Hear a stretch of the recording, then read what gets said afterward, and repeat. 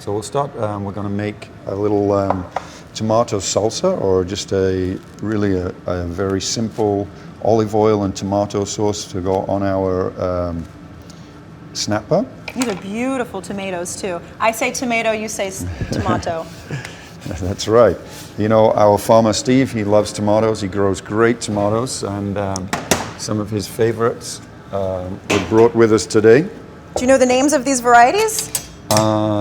These are purple Cherokee, and we have some Brandywine tomatoes, which are his favorite. They're heirloom tomatoes. Now, tell me what you're doing with these tomatoes. Your knife work is just absolutely incredible. Oh, you're very kind.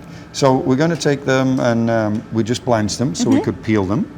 And then as we are going to just, you can use the whole tomato. Sure. If I was at home with the children and everybody, we'd eat everything. Or you can use the tomato for something else, the seeds inside.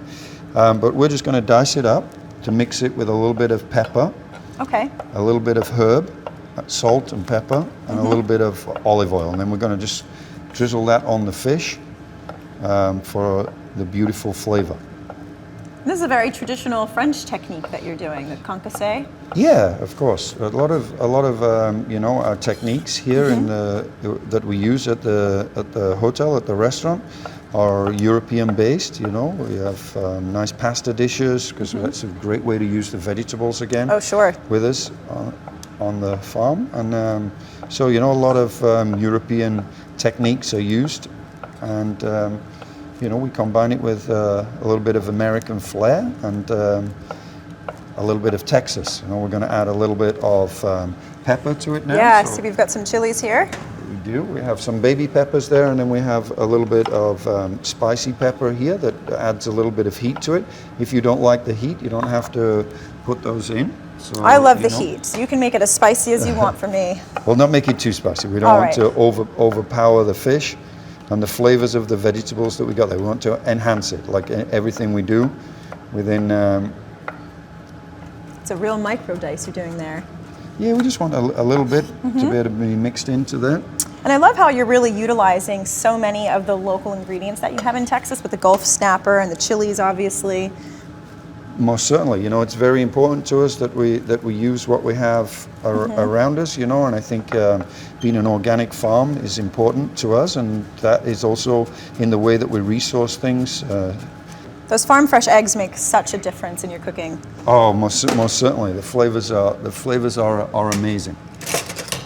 And you know, when you really get fresh ingredients like that, you realize how beautiful everything is.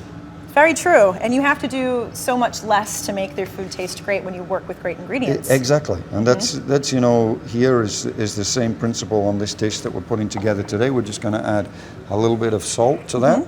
This is just kosher salt. I see you have two different kinds of salt here. Yeah, we use usually a little bit of kosher salt for general seasoning and preparing things, but we like to finish with a little bit of Maldon sea salt. Love so this is stuff. English sea salt. Yes. You know. So you have to bring in a little bit of your English flair to the dish. So we're going to put that on one side for a little bit later on. We'll Okay. pop that onto the dish. And was that parsley you put in? But we put in a little bit of parsley. We Okay. put in a little bit of basil. There, you can put other herbs in. We're going to add a little bit more herbs as we plate up the dish.